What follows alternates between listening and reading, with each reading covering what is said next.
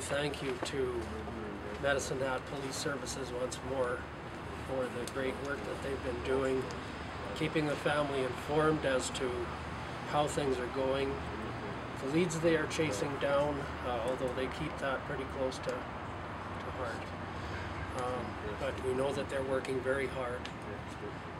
Also for the other services that are involved in the search for Amy, we're deeply appreciative of that as well, particularly to those volunteers who were involved from Lethbridge this last weekend. As a family, thank you. We'd like you to know as a community that as a family we are deeply saddened by this situation. But we are also at peace because we know everything is being done to find Amy. And the other thing is that our faith is keeping us strong. So thank you to all those who are praying for us, keeping us in your hearts. At this time, perhaps if you have some questions, you might have some specific things that you'd like answered. What was it like for you just to observe what happened in court today and to see the man who's been charged? I think if I were to encapsulate it in one word, it would be sadness.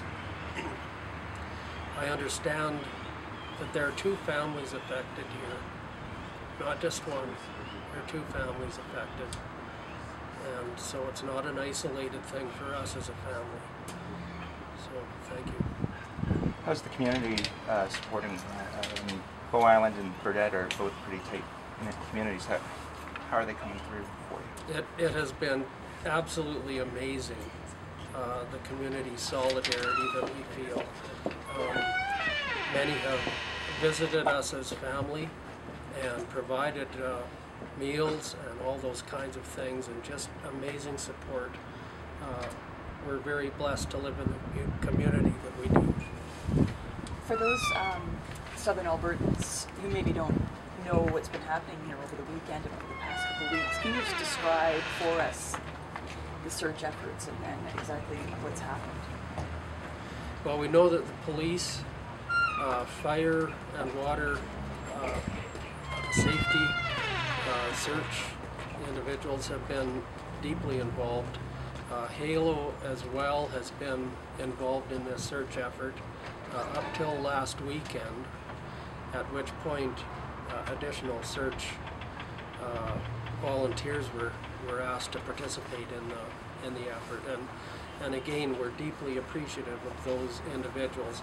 Some of course are paid, but those who are volunteers, which the southern part of the province is very well known for its volunteerism, we're deeply appreciative of it as a family for what they've done for us. We spoke to police yesterday and they said that, you know, we are nearing the third week of search and they'll consult you before ending the search. When do you kind of get to that point?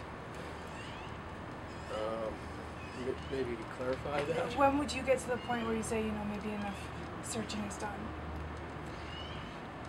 I'm not sure that we ever get to the end of how we feel about when this search should be ended.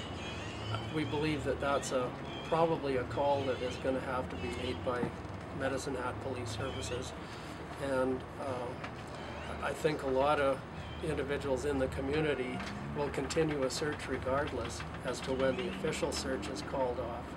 But you know, we're content with what the officials are calling in terms of a search. We know that they're making every effort to find Amy and bring her home.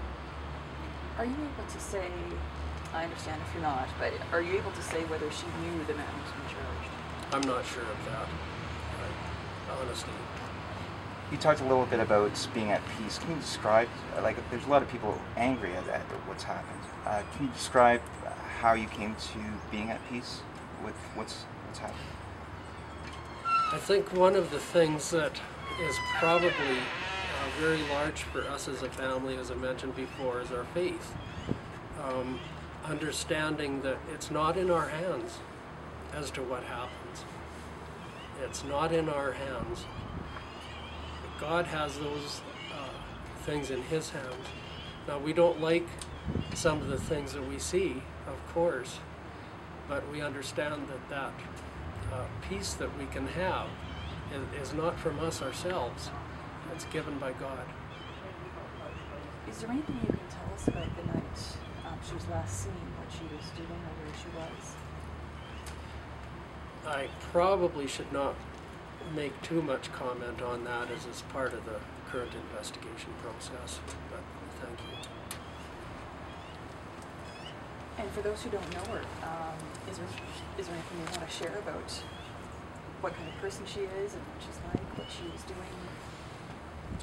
Amy was a very energetic individual. She was deeply loved by her family. I can say that for certain. We've had her in our home many times, and we deeply loved Amy for the energy that she exhibited. And I think almost without exception, people would say that about her. She just had a way about her getting to know people and doing all kinds of very, I think, energetic things. Yeah.